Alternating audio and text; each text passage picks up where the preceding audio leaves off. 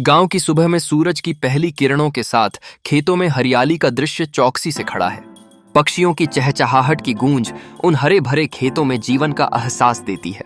यह कहानी है रामू की, एक किसान की, जिसने अपने संघर्षों को मात देते हुए अपनी तकदीर को खुद लिखा।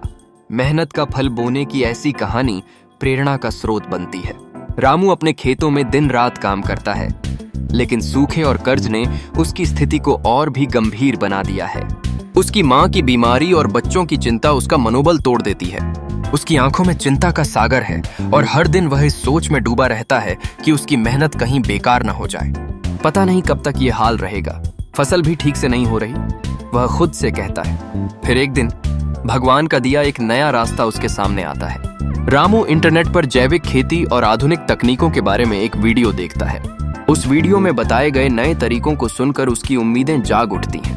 अगर मैं यह तरीका अपनाऊं तो शायद मेरी किस्मत बदल सकती है। यह सोचकर वह अपने खेतों में बदलाव लाने के लिए तैयार हो जाता है। रामू ने अपने खेतों में ड्रिप इरिगेशन, ऑर्गेनिक खाद और मल्टी क्रॉपिंग जैसी नई तकनीकें अपनाई। उसके प्रयास न केवल उसके जीवन में परिवर्तन लाते हैं, बल्कि गांव के अन्य किसानों के लिए भी प्रेरणा का स्रोत बनते हैं। रामू ने न केवल अपनी खेती को बदला, बल्कि गांव के दूसरे किसानों को भी जागरूक किया। यह नरेशन सुनकर हर किसी को महसूस होता है कि मेहनत का फल मिठास में बदल गया है। दोहराए गए प्रयासों के बाद रामू की फसल अब लहलहा उठी है। उसकी मेहनत रंग लाई है और बाजार में उसकी जैविक उपज को अच्छी कीमत मिलती है। मेहनत और सही जानकारी से कुछ भी संभव है। उसकी खुशी उस खुशी का प्रतीक है जो प्रयासों के परिणामों में छिपी होती है।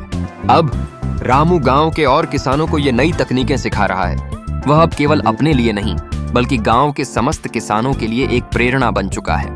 इस प्रेरक कहानी से हमें ये सीख मिलती है कि कठिनाइयां केवल एक दिशा में संकेत हैं। संघर्ष करें और सफलता की नई ऊंचाइयों को रचें।